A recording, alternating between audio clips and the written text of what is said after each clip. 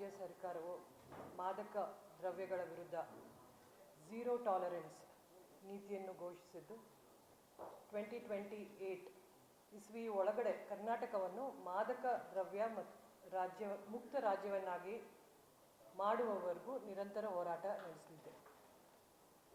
30/6/2026 ಅಧಿಕೃತವಾಗಿ ಬೆಂಗಳೂರಲ್ಲಿ ಮಾದಕ ದ್ರವ್ಯ ವಿರೋಧಿ ಅಭಿಯಾನವನ್ನು ಸ್ಟಾರ್ಟ್ ಮಾಡಿದರು. ವಿತ್ ದ ಕಾನ್ಸೆಪ್ಟ್ ಬೇಡ bro. It's a very simple language at powerful statement. ಬೇಡ ಬ್ರೋ. ಈ ಅಭಿಯಾನದ ಮೂಲಕ ಯುವ ಜನರಿಗೆ ಸುಲಭವಾಗಿ ಅರ್ಥವಾಗುವ ಮತ್ತು ಅವರ ಮನಸ್ಸಿಗೆ ಹತ್ತಿರವಾಗುವ ಯುವ ಸ್ನೇಹಿಯಾಗಿ ಮೆಸೇಜನ್ನು ಕೊಡುವಂಥದ್ದಿದು. ಅದೇ ರೀತಿ ಇನ್ನೊಂದು ರೈಸ್ ಅಂದರೆ R for refuse, I for inform, S for support and E for empower. So ಈ ಎರಡು ಅಭಿಯಾನದ ಅಡಿಯಲ್ಲಿ ನಾವು ಮತ್ತು ಮೈಸೂರು ಜಿಲ್ಲಾ ಪೊಲೀಸು ಜಂಟಿಯಾಗಿ ನೆಕ್ಸ್ಟ್ 3 ವಾರ ನಮ್ಮ ಹಲವಾರು ಕಾರ್ಯಕ್ರಮಗಳನ್ನು ನಾವು ಹಮ್ಮಿಕೊಂಡಿದ್ದೀವಿ. ಮೊದಲೇದಾಗಿ ಪ್ರೆಸ್ ಕಾನ್ಫರೆನ್ಸ್ ಜೊತೆಗೆ ಸೋಷಿಯಲ್ ಮೀಡಿಯಾ ಅವೇರ್ನೆಸ್ ಕ್ರಿಯೇಟ್ ಮಾಡೋದು. ಸೊ 2ನೇ ವಾರದಲ್ಲಿ ನಾವು ಒಂದು ಕಾಲೇಜನ್ನು ಫ್ಲ್ಯಾಗ್ಶಿಪ್ ಕಾಲೇಜನ್ನಾಗಿ ಸೆಲೆಕ್ಟ್ ಮಾಡಿಕೊಂಡು ಅಲ್ಲಿ ಅವೇರ್ನೆಸ್ ಕ್ರಿಯೇಟ್ ಮಾಡೋದು ಜಿಲ್ಲಾ ಆಡಳಿತ ಮಟ್ಟದ ಎಲ್ಲ ಅಧಿಕಾರಿಗಳೊಂದಿಗೆ. ಅದೇ ರೀತಿ 3ನೇ ವಾರಕ್ಕೆ ಪಬ್ಲಿಕ್ಕನ್ನು ಇನ್ವಾಲ್ವ್ ಮಾಡಿಕೊಂಡು ಪ್ರೋಗ್ರಾಮನ್ನು ಮಾಡೋದು. ಮತ್ತು ಜಿಲ್ಲೆಯಿಂದ ತಾಲೂಕು ಮಟ್ಟದಲ್ಲೂ ಅವ್ರೇನು ಕಾರ್ಯಕ್ರಮ ಹಮ್ಮಿಕೊಂಡಿದ್ದಾರೆ ಅದನ್ನು SP ಮೈಸೂರು ಅವರು ಅದ್ರ ಬಗ್ಗೆ ತಮಗೆ ಹೇಳ್ತಾರೆ. ನಮ್ಮ ಸಿಟಿಲಿ ನಾವು ಇಂಪಾರ್ಟೆಂಟ್ ಕಾಲೇಜನ್ನು ನಾವು ಫ್ಲ್ಯಾಗ್ಶಿಪ್ ಕಾಲೇಜನ್ನಾಗಿ ಸೆಲೆಕ್ಟ್ ಮಾಡ್ಕೋತೀವಿ. ಅಲ್ಲಿಗೆ ಹೋಗಿ ನಮ್ಮದು ಏನಿದು ಬೇಡ ಬ್ರೋ ಆ್ಯಂಡ್ ರೈಸ್ ಕಾನ್ಸೆಪ್ಟ್ ಇದೆ ಅದನ್ನು ಮನವರಿಕೆ ಮಾಡ್ತೀವಿ ಮತ್ತು ಜಾಸ್ತಿ ಪಬ್ಲಿಕ್ಕನ್ನು ಇನ್ವಾಲ್ವ್ ಮಾಡ್ಕೋತೀವಿ. ಅದೇ ರೀತಿ ಪ್ರತಿಯೊಂದು ಕಾಲೇಜಲ್ಲೂ ಸಹ ಆ್ಯಂಟಿ ಡ್ರಗ್ ಕಮಿಟಿ ಫಾರ್ಮೇಷನ್ ಆಗಲೇಬೇಕು ಕಂಪಲ್ಸರಿಯಾಗಿ. ಆ ನಿಟ್ಟಿನಲ್ಲೂ ಸಹ ನಾವು ಎಲ್ಲ ಮೈಸೂರು ಸಿಟಿಯಲ್ಲಿ ಏನೇನು ಕಾಲೇಜ್ ಬರುತ್ತೆ ಅವ್ರ ಜೊತೆ ನಾವು ಸಮನ್ವಯವಾಗಿ ಅವ್ರ ಜೊತೆ ಕಾನ್ಫರೆನ್ಸ್ ಮಾಡಿಕೊಂಡು ಅದನ್ನು ಸಹ ನಾವು ಎನ್ಶೂರ್ ಮಾಡ್ತೀವಿ ಪ್ರತಿಯೊಂದು ಕಾಲೇಜಲ್ಲೂ ಸಹ ಆ್ಯಂಟಿ ಡ್ರಗ್ ಕಮಿಟಿ ಇರಲೇಬೇಕು ಅಂತ.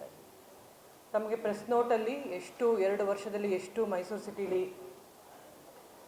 NDPS ಕೇಸಸ್ ಆಗಿದೆ ಅದರ ವಿವರ ಮತ್ತು ಅರೆಸ್ಟ್ ವಿವರನ ನಾವು ಕೊಡ್ತೀವಿ. ಅದ್ರ ಜೊತೆಗೆ ಮೈಸೂರು ಸಿಟಿಯಲ್ಲಿ ವಿಮುಕ್ತಿ ಅಂತ ಏನು ವಾಟ್ಸಪ್ ನಂಬರ್ ಇದೆ ಅದು ಸಹ ಅದರಲ್ಲೂ ಸಹ ನಮಗೆ ಮೋರ್ ದೆನ್ 65 ಕಂಪ್ಲೇಂಟ್ಸ್ ಬಂದಿದೆ. ಅದು ಸಹ ಈಗ ಚಾಲ್ತಿಯಲ್ಲಿರುತ್ತೆ. ಅದ್ರ ಜೊತೆಗೆ ಏನು ಅನಾನಿಮಸ್ ರಿಪೋರ್ಟಿಂಗ್ ಡ್ರಗ್ ಆ್ಯಕ್ಟಿವಿಟಿ ಬಗ್ಗೆ ಏನೋ ಒಂದು QR ಕೋಡ್ ಮಾಡಿದ್ವಿ ಅದು ಸಹ ಚಾಲ್ತಿಯಲ್ಲಿರುತ್ತೆ ಎಲ್ಲ ಕಾಲೇಜಸಲ್ಲಿ. ಇದ್ರ ಜೊತೆಗೆ ಈಗ ಏನು ಇದು ಅಭಿಯಾನ ಇದೆ ಅದ್ರ ಜೊತೆಗೆ ಅದನ್ನೂ ಸಹ ನಾವು ಪ್ರಚಾರ ಮಾಡಿ ಮೈಸೂರು ನಗರವನ್ನು ಡ್ರಗ್ ಫ್ರೀ ನಗರವನ್ನಾಗಿ ಮಾಡಲು ನಮ್ಮ ಎಲ್ಲ ಅಧಿಕಾರಿಗಳು ಮತ್ತು ಇನ್ ಸಪೋರ್ಟ್ ಆಫ್ ಕರ್ನಾಟಕ ರಾಜ್ಯ ಸರ್ಕಾರ ಹಾಗೂ ನಮ್ಮ ಮಾನ್ಯ DG ಆ್ಯಂಡ್ IGF ಅವರ ಆದೇಶ ಪ್ರಕಾರ ನಾವು ಇದನ್ನು ಮಾಡ್ತೀವಿ ಅಂತ ನಾನು ಈ ಮೂಲಕ ನಿಮಗೆ ಹೇಳ್ತೀನಿ.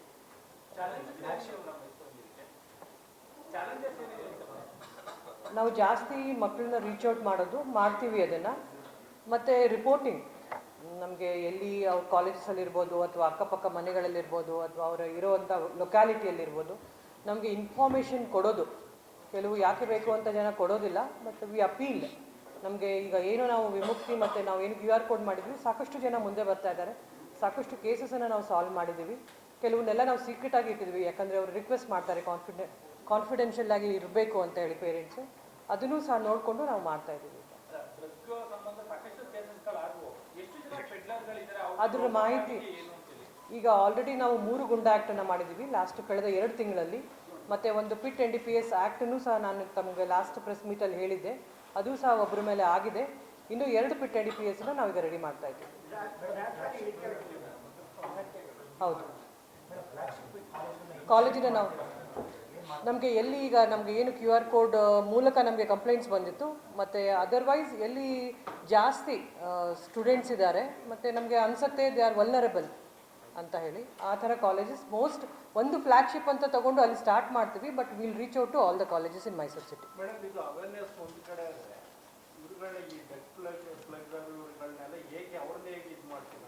ಮೈಸೂರು ಸಿಟಿಲಿ ಬೇರೆ ಬೇರೆ ಕಡೆಯಿಂದ ಬಂದು ಮಾರಾಟ ಮಾಡ್ತಿದ್ದಾರೆ. ನೀವೇ ಹೋದ ವಾರ 15 ದಿನದಲ್ಲಿ ರಿಸಲ್ಟ್ ಹೇಳಿದ್ರೆ ಈ ಸರ್ ಎಫೆಕ್ಟಿವ್ ಆಗಿರುವಂಥದ್ದು ಆಪರೇಷನ್ಸ್ಗಳಿಗೆ ಲಾಸಲ್ಲಿ ನಿಮಗೆ ಹೇಳಿದಾಗೆ ಎಕ್ಸ್ಟರ್ಮೆಂಟ್ ಮಾಡೋದು, ಗುಂಡಾ ಆ್ಯಕ್ಟ್ ಮಾಡೋದು ಮತ್ತು ಪಿಟ್ ಆ್ಯಂಡ್ ಪಿ ಎಸ್ ಮಾಡೋದು. ನೀವು ಲೆಕ್ಕ ತಗೊಂಡ್ರೆ ಮೈಸೂರು ಸಿಟಿಯಲ್ಲಿ ಈ ವರ್ಷನೇ ಜಾಸ್ತಿ ಆಗಿರೋದು. ಇವನ್ನ ನಾವು ಡ್ರಗ್ ಪೆಡ್ಲರ್ಸ್ ಮೇಲೂ ರೌಡಿ ಶೀಟ್ ಓಪನ್ ಮಾಡ್ತಾ ಇದ್ದೀವಿ, ಇನ್ನೂವರೆಗೂ ಓಪನ್ ಮಾಡ್ತಾ ಇರಲಿಲ್ಲ. ಡ್ರಗ್ ಶೀಟರ್ ಮೇಲೂ ರೌಡಿ ಶೀಟ್ ಓಪನ್ ಮಾಡ್ತಾ ಇದ್ದೀವಿ. ಮತ್ತು ಮೋರ್ ದ್ಯಾನ್ 15 ಡ್ರಗ್ ಪೆಡ್ಲರ್ಸನ್ನು ಎಕ್ಸ್ಟ್ರಿಮೆಂಟನ್ನು ಮಾಡಿದ್ದೀವಿ. ಕೆಲವೊಂದು ಕೋರ್ಟ್ ಸ್ಟೇ ಇದೆ, ಬಟ್ ಅದನ್ನು ಫಾಲೋ ಅಪ್ ಮಾಡ್ತಾ ಇದ್ದೀವಿ ನಾವು. ಮತ್ತು ಈಗ ವಾರೆಂಟ್ಸನ್ನು ಜಾರಿ ಮಾಡೋದಾಗಲಿ, ಈ ರೀತಿ ಕಾನೂನು ಅಡಿಯಲ್ಲಿ ಏನೇನು ಮಾಡಬೇಕು ಅದನ್ನು ಕ್ರಮಗಳನ್ನು ತಗೋತಾ ಇದ್ದೀವಿ. ನಿಮ್ಗೆ ಹೇಳಿರೋ ಹಾಗೆ ಕಳೆದ 2 ತಿಂಗಳಲ್ಲಿ 3 ಗುಂಡಾ ಆ್ಯಕ್ಟನ್ನು ನಾವು ಮಾಡಿದ್ದೀವಿ. ಅದು ಅಪ್ರೂವ್ನೂ ಆಗಿದೆ ನಮಗೆ ಗುಂಡಾ ಆ್ಯಕ್ಟ್.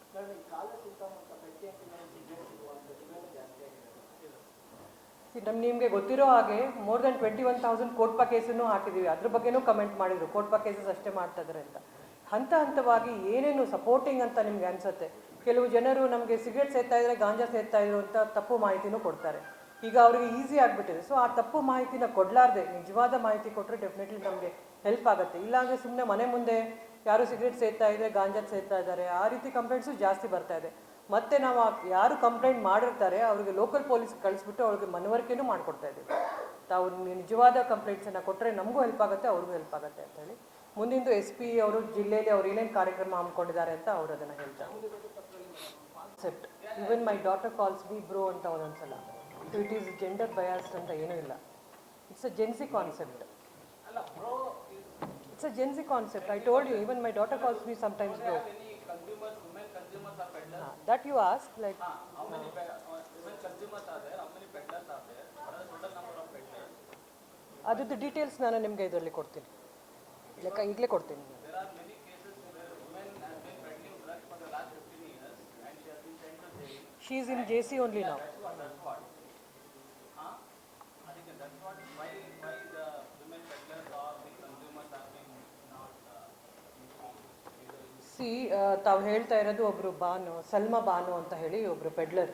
ಅವ್ರ ಮೇಲೆ ಆಲ್ರೆಡಿ ಕೇಸ್ ಆಗಿದೆ. ಅವ್ರು ಇನ್ನೂ JCಲೇ ಇದ್ದಾರೆ. JCಲಿದ್ದಾಗ ಅವ್ರಿಗೆ ಬೇರೆ ಏನು ಗುಂಡಾ ಆ್ಯಕ್ಟ್ ಆಗಲಿ, ಪಿಟ್ ಆ್ಯಂಡ್ PS ಆಗಲಿ ಹಾಕಕ್ಕೆ ಬರೋದಿಲ್ಲ. ಸೊ ನಾವು ಅದನ್ನು ಅವರು ಏನು ಇನ್ನೂ JCಲೇ ಇರೋದ್ರಿಂದ ಮೇ ಬಿ ಲಾರ್ಜ್ ಕ್ವಾಂಟಿಟಿ ಅಂತ ಹೇಳಿ 2017ಇಂದ ಇದ್ದಾರೆ.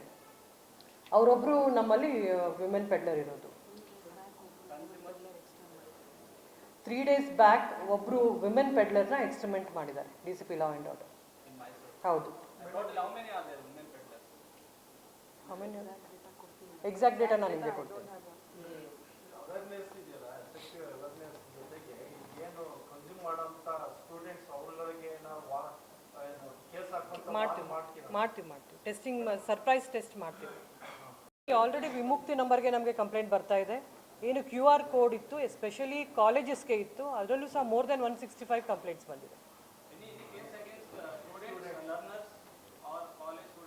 ನಾವು ಡೌಟ್ ಯಾವುದು ರೆಗ್ಯುಲರ್ ಆಗಿ ಕಳಿಸಿದಾಗ ಬಂದಿದೆ ಅದನ್ನು ನಾವು ಇವನ್ ಕನ್ಸಪ್ಷನ್ ಟೆಸ್ಟನ್ನು ಮಾಡಿದ್ದೀವಿ. ಬಟ್ ಸೋ ಫಾರ್ ನೆಗೆಟಿವ್ ಬಂದಿದೆ.